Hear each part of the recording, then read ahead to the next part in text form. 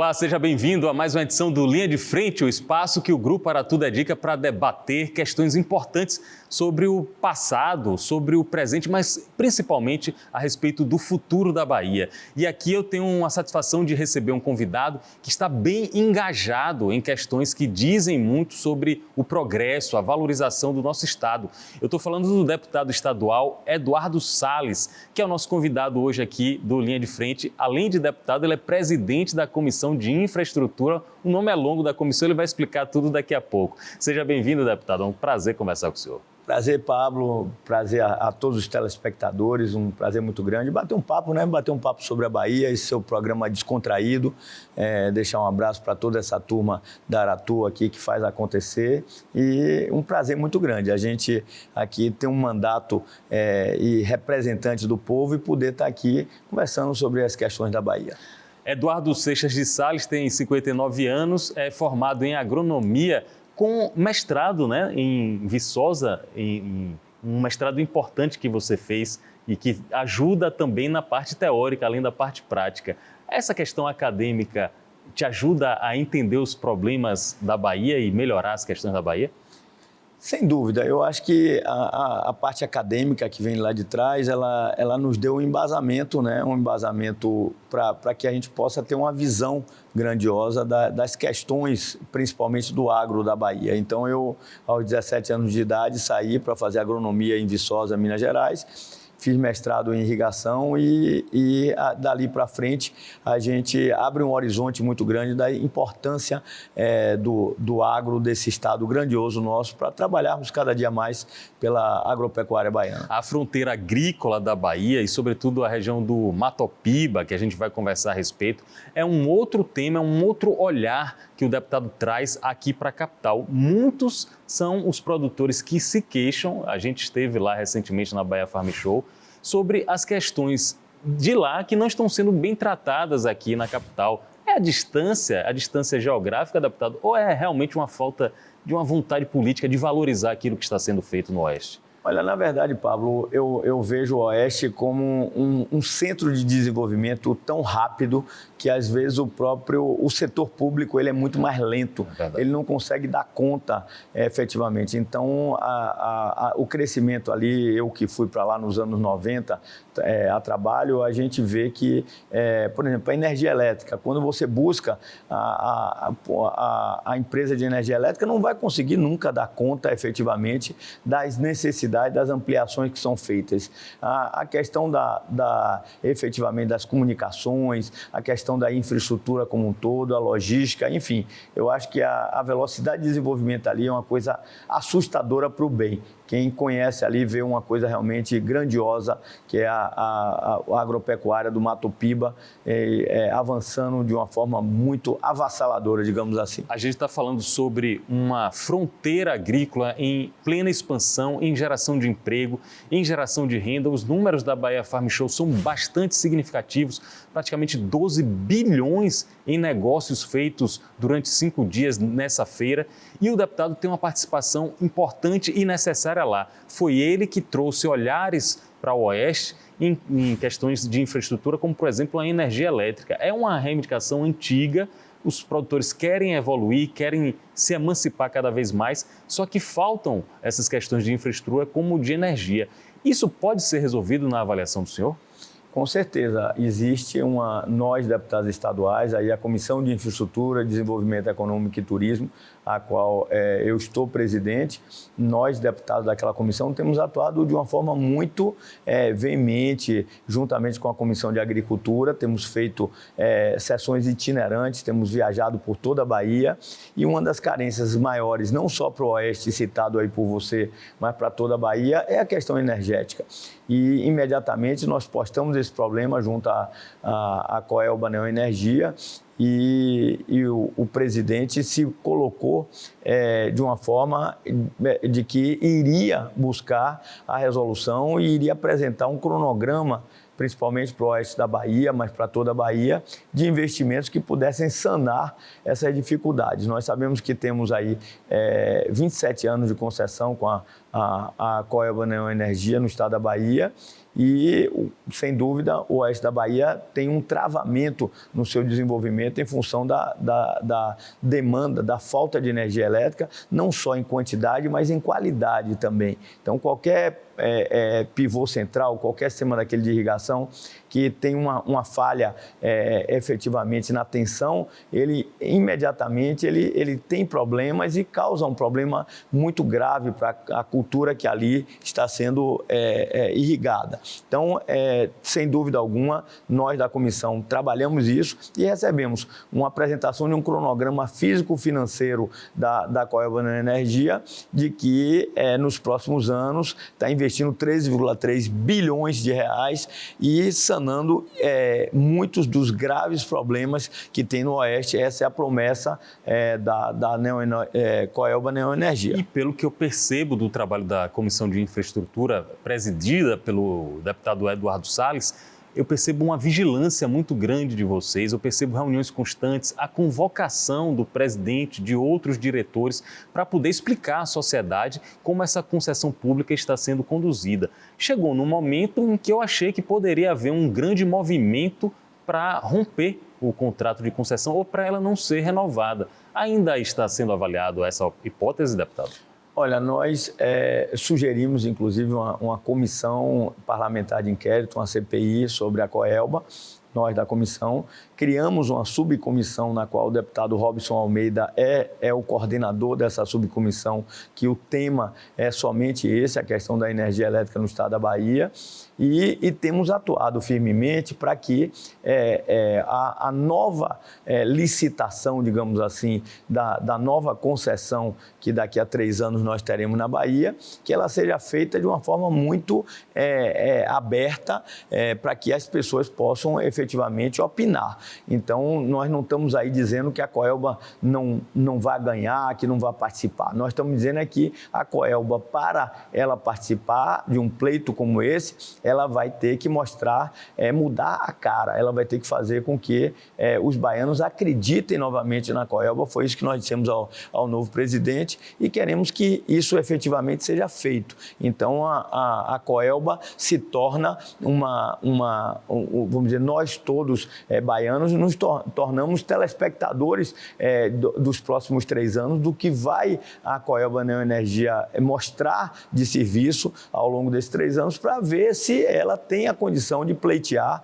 efetivamente a renovação da sua concessão no estado da Bahia. O deputado estadual Eduardo Salles é nosso convidado aqui no Linha de Frente. Outra concessão pública aí de âmbito federal que está na mira dos deputados estaduais e, sobretudo, da comissão presidida por ele, porque tem tudo a ver com infraestrutura, é a concessão pública das rodovias. 324, 116 administradas atualmente pela Via Bahia.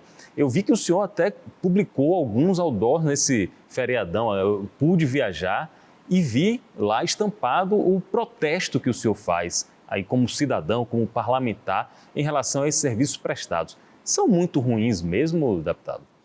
Olha, a Coelba, volto a dizer, ela tem uns péssimos serviços, é campeã de reclamações, todos nós sabemos, o consumidor final sabe o quanto ela tem causado de prejuízo, mas ela se propôs a dizer, olha, eu estou errada e quero consertar o erro que vem fazendo.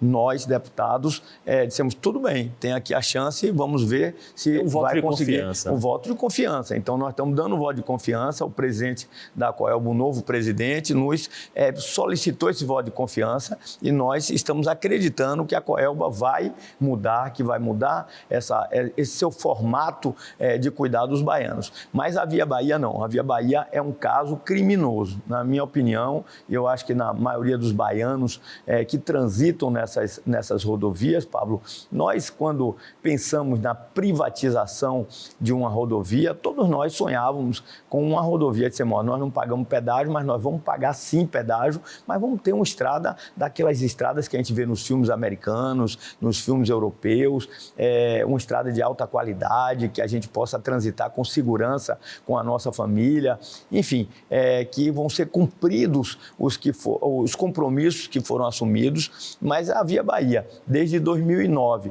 quando ela ganhou essa concessão da BR-324, Salvador-Feira de Santana, e da BR-116, do trecho de Feira de Santana a divisa com Minas Gerais, ela efetivamente nunca cumpriu nada do seu contrato. E ela vive jogando judicialmente a bola para frente, entrando, eu acho que gasta mais com advogados, com a banca de advogados dela, do que com a própria manutenção das suas estradas concedidas, das estradas concedidas. Então, ela simplesmente não fez nada, ela não cumpriu uma vírgula do seu contrato e ela continua fazendo os baianos de palhaço. Ela simplesmente faz com que vidas sejam perdidas.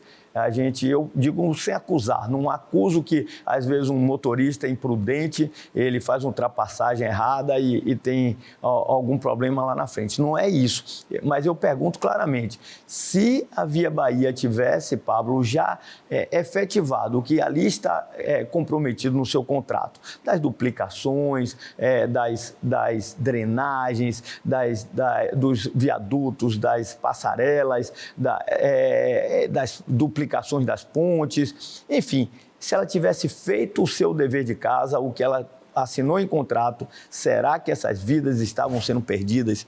Será que nós teríamos pessoas que estão sofrendo acidente todos os dias, pais, mães de família, filhos de famílias que estão morrendo ali nessas rodovias por negligência, por falta de caráter, que eu acho, de uma empresa como essa, que zomba das pessoas e que diz claramente, não, a gente ganha todas na justiça, vamos continuar na justiça. E tivemos, na última audiência pública que tivemos em Brasília, simplesmente a representante do ministro dos Transportes nos disse claramente que ela está impedida pela justiça de fazer qualquer coisa contra a Via Bahia. Então, o Ministério dos Transportes, a Agência Nacional de Transporte Terrestre, a NTT, que é a agência que era para regular, era para fiscalizar, simplesmente elas estão algemadas pela justiça, isso nos foi falado dessa forma, e nós aqui perplexos, vendo ela aumentar a cada ano o pedágio,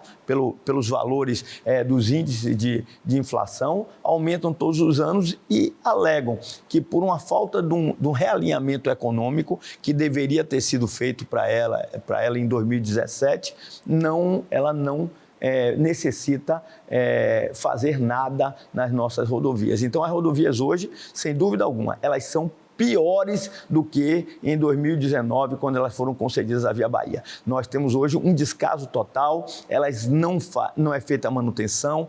Quem anda num dia de chuva na BR-324 vê dezenas de carros, de caminhões que aquaplanam e que vão ali para aquele canteiro central porque simplesmente não tem drenagem nas baixadas. Nunca foi feito sequer um recapeamento na BR-324, não foram feitas as terceiras pistas, a terceira via, enfim, é um absurdo total e nada acontece. Então, nós cansamos de ficar observando como telespectadores essa coisa. Nós, deputados, fomos eleitos para representar a população baiana. E aí as comissões de infraestrutura e a comissão de agricultura têm feito um trabalho belíssimo de 24 deputados que têm se dedicado efetivamente a esse assunto. O deputado Eduardo Salles está esclarecendo aqui questões que todo cidadão precisa acompanhar, porque muitas vezes a gente se sente, deputado, impotente, sem entender por que há tanto clamor dos usuários, dos clientes da Via Bahia, dos parlamentares, de outras autoridades e pouca coisa é realizada. Mas recentemente eu percebi que houve uma federalização desse caso de cobrança à Via Bahia. Agora o Tribunal de Contas da União, o Ministério Público da União também estão no caso. O que é que o senhor traz de novidades a respeito disso? Olha, nós estivemos em Brasília já por 2 vezes, 2 audiências públicas, nós deputados estaduais, a presença de toda a comissão, e aí citar o nome do deputado Tiago Correia, presente conosco e atuante nessa questão, porque é um deputado que tem uma votação significativa no sudoeste da Bahia, especificamente no município de Vitória da Conquista, que é um dos municípios mais penalizados do estado da Bahia. É o deputado Hassan, que tem uma atuação importante também com o município efetivo de Jiquié, enfim. Mas é uma bandeira hoje que ela é uma bandeira apartidária. Muitas vezes alguém vem querer partidarizar essa briga nossa com a Via Bahia e não vai conseguir, porque, ao contrário, quando você partidariza, você coloca um lado e outro. Nós não temos lado, nós temos um lado, temos um lado sim, mas é o lado dos baianos. Nós não temos o lado da política nessa questão. E nós estamos aí lutando efetivamente para que tenhamos uma solução. Como você falou, foi federalizado porque o Tribunal de Contas da União é o agente fiscalizador. A Agência Nacional de Transportes Terrestres, o Ministério dos Transportes, a Advocacia Geral da União, todo mundo envolvido. E estão criaram uma comissão para que em 90 dias, que prorrogável por mais 90 dias, possa dar um retorno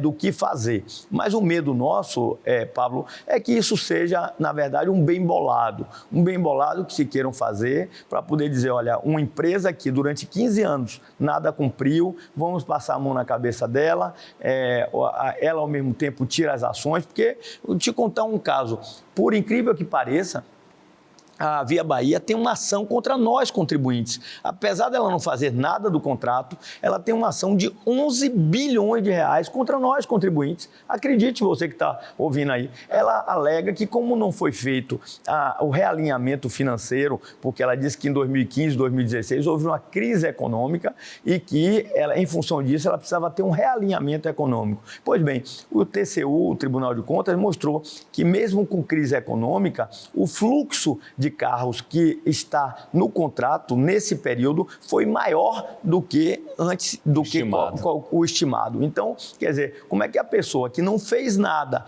durante todo o início do seu contrato, desde o ano de 2019, que era 2009, 2010 ela não fez nada, 2011, 2012, 2013, 2014, 2015, ela vem alegar que 2015, 2016 houve uma crise econômica e que nós estamos devendo 15 bilhões a ela. Então, o que ela quer fazer agora? Eu tiro essa ação de 15 bilhões, vocês tiram as ações que tem contra mim, a gente começa do zero, esquece tudo e aí a gente vai ficar o povo baiano todo traído e achando que isso pode acontecer. E, na verdade, a gente sabe muito bem que hoje estivemos com um embaixador canadense, que o grupo da Via Bahia, do consórcio Via Bahia, é um dos maiores grupos canadenses, é a PSP Investments, é um grupo de um fundo de investimentos canadense. E a gente marcou uma audiência, o embaixador canadense veio aqui e nos comprometeu e retornou dizendo que conversou com os gestores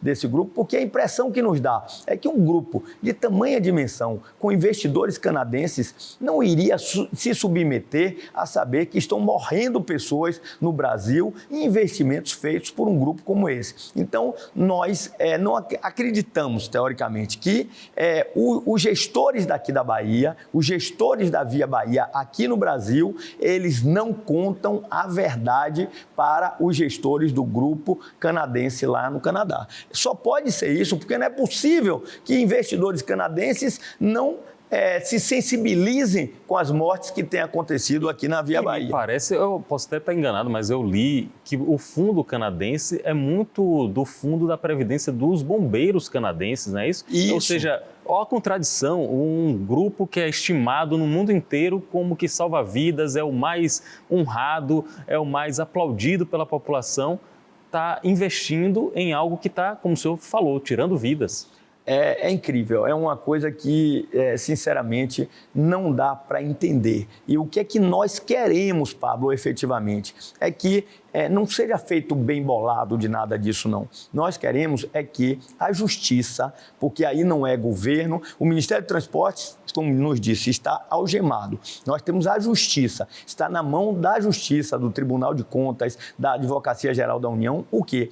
Tomar de volta. Quando você tem um contrato que não está sendo cumprido, a justiça tem que fazer justiça. Ela tem que tomar de volta e dizer, olha, nós vamos discutir o que vocês estão pedindo, que é ressarcimento, e nós vamos discutir as ações do governo aqui depois. Por enquanto, vamos tomar de volta a concessão, o Ministério dos Transportes recebe de volta essa concessão, faz obras efetivas emergenciais importantes, recapeamentos, duplicações, terceira pistas onde são fundamentais, onde as pessoas estão morrendo, os anéis viários que são importantes, e ali, depois de preparado, de apagado esse incêndio, aí sim faz uma relicitação para que nós tenhamos, os baianos tenham direito a ter uma empresa séria, uma empresa competente, uma empresa que queira o melhor para fazer realmente uma estrada que os baianos mereçam e que a gente pague o pedágio com a tranquilidade, que estamos pagando pedágio, até maior do que o pedágio que é pago hoje, porque hoje a gente paga um pedágio para o pneu estar cortado na estrada, a gente está arriscando a vida nossa, de nossa família, os caminhoneiros, os ônibus que estão transportando. Então, nós queremos que tome de volta a justiça, você, desembargadores, juízes, Supremo Tribunal Federal, toma de volta, entrega ao Ministério, vamos discutir paralelamente a isso, quem deve a quem, mas vamos pegar o Ministério, como ele está duplicando o trecho da BR-116, da BR-101, ele duplica, ele faz isso, demora 1 ano, 2 anos, 3 anos, preparou para uma nova licitação, licita novamente. Eu não quero aqui estatizar rodovias, nada disso, Pablo. Eu quero que nós temos somente uma entrada, uma saída para uma cidade de 3 milhões de habitantes, que é Salvador, ou quando a gente fala do Recôncavo e região metropolitana, mais de 5 milhões de habitantes. E quando a gente fala na Bahia inteira, porque a BR-116 é uma espinha dorsal até a divisa com Minas Gerais, nós estamos falando de quase toda a totalidade da população baiana. 15 milhões de baianos que estão sofrendo. Então, é a hora da justiça tomar esse contrato de volta, essa concessão de volta, e aí nós, o Ministério dos Transportes, botar uma verba lá e dizer, nós vamos gastar agora tantos milhões, vamos recapear as estradas, nós vamos trazer novamente a dignidade para poder relicitar novamente essa estrada. Está aqui o deputado Eduardo Salles, de uma maneira muito enfática, falando dados, trazendo informação para o cidadão baiano a respeito de infraestrutura, especificamente a respeito das rodovias que cortam, rodovias federais privatizadas que cortam o estado. O senhor mencionou muito bem, o senhor foi muito feliz em falar sobre a única saída viária que temos em Salvador, que é a BR-324. Aí me vem à cabeça uma pergunta. O senhor é favorável ao projeto da ponte Salvador-Itaparica e por que ela ainda não engrenou de vez na avaliação do senhor? Totalmente favorável, porque nunca, por mais que nós façamos a terceira pista Salvador-Feira de Santana, por mais que nós façamos as duplicações necessárias, nós não podemos ter um vetor de crescimento da Bahia somente a BR-324, chegando até por uma questão logística, Pablo. Quando a gente fala da Bahia, a gente está falando de uma grandiosidade, um potencial, talvez um dos estados aí, que eu digo a você, um dos 3 estados com maior potencial agrícola do país. Nós temos um dos 3 estados com maior potencial mineral de todo o país. Nós temos aí um dos 3 estados considerados o com maior potencial turístico do país. Então, nós estamos falando de pessoas, de fluxos, porque nós costumamos dizer que nós, na Bahia, nós somos, da porteira para dentro, nós somos altamente competitivos, mas da porteira para fora, nós perdemos a nossa competitividade. Então, nós precisamos chegar no Porto de Aratu, nós precisamos chegar no Porto de Salvador. Como é que nós vamos chegar somente com a BR-324? Não vamos. A cada ano nós vamos ter um aumento de fluxo, nós vamos ter uma ampliação de cargas para chegarem a esses portos. Nós precisamos da ponte Salvador de Itaparica, sim. Quem prega contra é porque não tem a noção do que é uma logística no mundo. A logística do mundo precisa, sim, dessa ponte. Essa ponte vai ser um grande vetor de crescimento imobiliário, vai ser um grande vetor de escoamento para todo o estado da Bahia, e nós vamos ter uma segunda porta aí para a Bahia, sem dúvida alguma. O ritmo da obra, que nesse momento que a gente está fazendo a gravação, está em perfurações, sondagens na parte mais profunda da Baía de Todos os Santos. O ritmo da obra tem agradado ao senhor, está satisfazendo o senhor?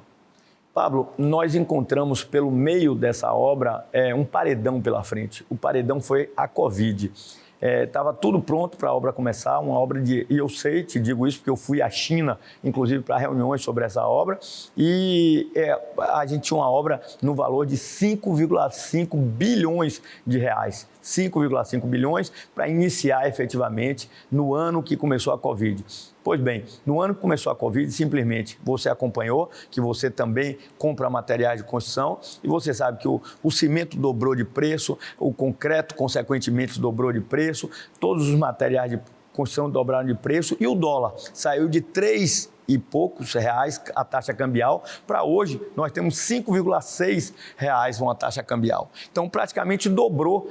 Então, nós temos hoje, Pablo, uma ponte que custa mais de 10 bilhões de reais. Então, nós tivemos o dobro do preço inicial e a Covid paralisou durante 3 anos praticamente qualquer possibilidade de fazer obra. Uma obra que tinha sido leiloada na Bolsa de Valores de São Paulo. Foi batido o martelo, um consórcio de 2 das maiores construtoras chinesas que têm essa expertise, que já fizeram pontes de 56 quilômetros. Aí elas ganharam esse leilão e efetivamente não puderam fazer. Então ninguém está satisfeito com o ritmo dessa questão, mas infelizmente tem coisas na vida da gente que a gente não consegue prever. Então ninguém conseguia prever a Covid, ninguém conseguia prever o custo efetivo que iria dobrar de um investimento como esse. Então estão sendo feitas adequações para que tenha-se a condição de fazer, porque um investidor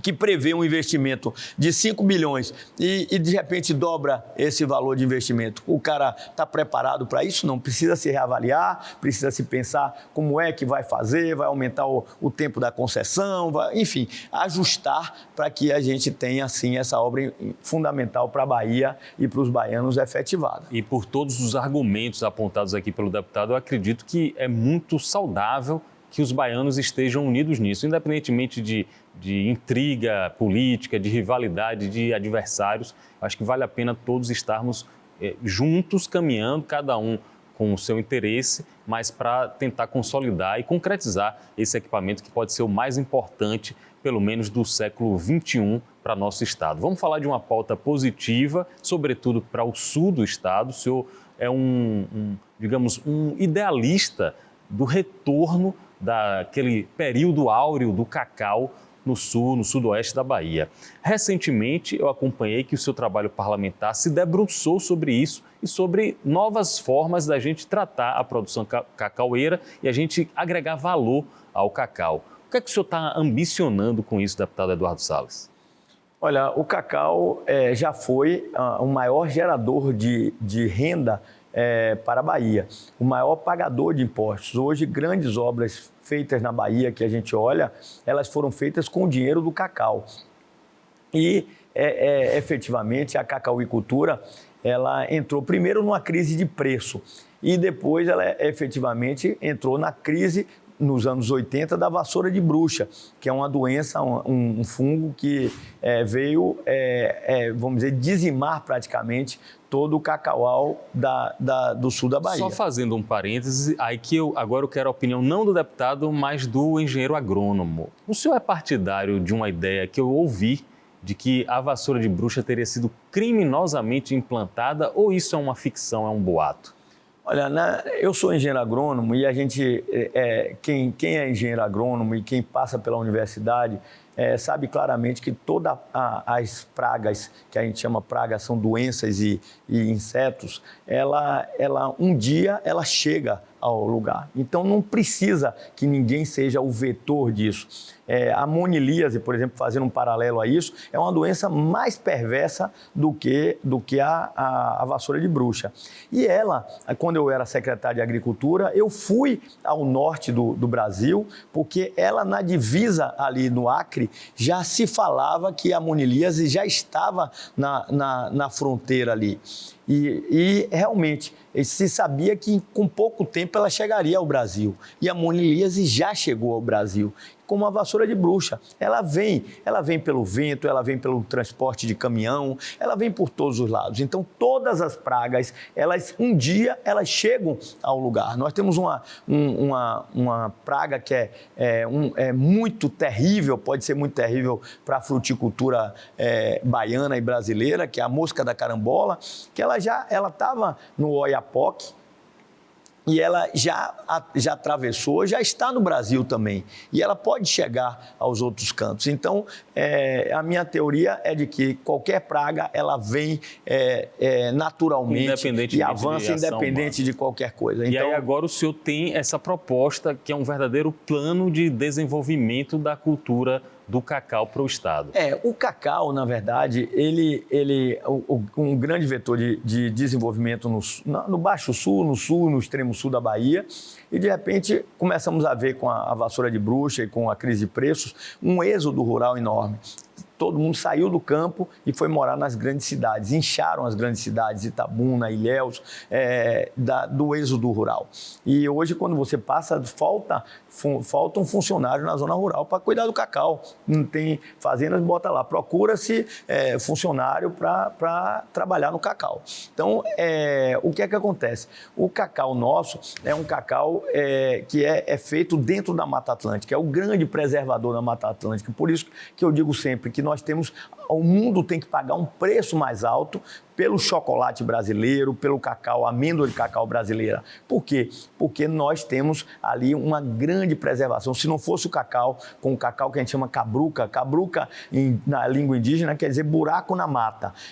Como é que era feito o cacau? Você chegava ali na mata, cortava um pedaço de mata e plantava o cacau ali. Então, esse cacau, ele é sombreado. O cacau sombreado, ele tem menos produtividade, porque ele recebe menos raios solares. Então, com isso, hoje, por exemplo, você produz no cacau cabruca 30 arrobas por hectare. Lá no oeste da Bahia já tem áreas que estão produzindo 300 arrobas por hectare em cacau irrigado e com alta tecnologia. Então, efetivamente, tem que se pagar mais por isso. Mas também, ali a gente tem um terroir, que a gente chama igual ao do vinho, de altíssima qualidade. A gente tem variedades de cacau e aquele microclima cria um ambiente que dá um terroir, uma qualidade do cacau, que nós já ganhamos várias vezes. Eu já estive em Paris, na França, no Salão de Chocolate, e presenciei a premiação de João Tavares, por exemplo, 2 anos seguidos, como a melhor amêndoa de cacau do mundo, premiada internacionalmente. Então, nós temos uma capacidade de produzir cacau de qualidade enorme. E a gente, com isso, agrega valor. E o meu projeto, que eu aprovei por unanimidade na Assembleia Legislativa agora, é um projeto que incentiva, é uma política de incentivo à produção de cacau de qualidade. Eu fui presidente da Associação dos Produtores de Café da Bahia e fiz exatamente isso no Café da Bahia. Eu criei o concurso de qualidade de cafés da Bahia, eu criei cursos, capacitações para o pós-colheita do café, e nós descobrimos preciosidades do café da Bahia, como o café de Barra do Choça, como o café da Chapada Diamantina, de Piatã. O café de Piatã hoje, eles ganham anualmente os melhores prêmios dos melhores cafés internacionais. Então, é isso. O objetivo do meu projeto de lei é que a gente consiga fazer a mesma coisa com o cacau, que a gente consiga ter, claro, não é 100% do nosso cacau com amêndoas de altíssima qualidade, mas que a gente consiga avançar um grande percentual com amêndoas de qualidade e, com isso, sair do cacau commodity, que é um cacau de preços tabelados. Porque hoje o preço do cacau, em função de uma crise muito grande, em Costa do Marfim, em Gana e países que têm uma produção significativa, produzem grande parte do cacau produzido no mundo, eles estão vivendo uma crise muito grande, uma crise originária de plantas velhas, de doenças, de uma seca, enfim, um conjunto de fatores que causaram uma perda de produção. Consequentemente, o cacau disparou de preço e hoje nós temos um valor próximo de R$1.000 a arroba do cacau, que é um valor significativo, e eu nunca vi na minha história de vida um preço tão significativo. Mas esse preço, daqui a alguns anos, ele volta a cair novamente. Há pouco tempo atrás era menos de R$200. Então, nós precisamos fazer com que trabalharmos esses tempos para que a gente possa aprender a trabalhar esse cacau de qualidade, para que a gente possa, efetivamente, quando vierem os tempos das vacas magras, nós tenhamos aí um cacau de alta qualidade vendido e, se possível, agregando valor à nossa sustentabilidade também, que é esse o grande boom.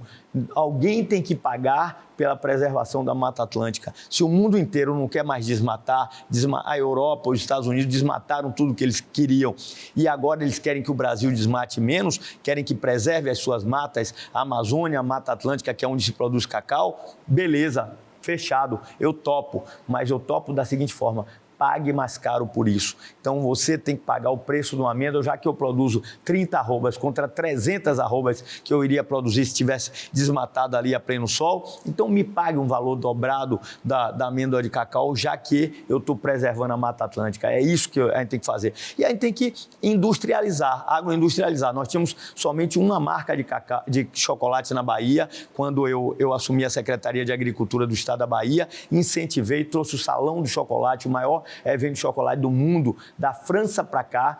Nós incentivamos a fabricação do chocolate aqui. Por quê, Pablo? Uma coisa muito simples. A gente tem hoje os melhores chocolates do mundo, são os chocolates belgas, os chocolates franceses, mas lá eles não produzem um grão, uma amêndoa de cacau. Eles não produzem, eles não são produtores, eles compram do Brasil, levam para lá e produzem um chocolate. Beleza, tecnologia para a produção de chocolate é uma coisa fácil.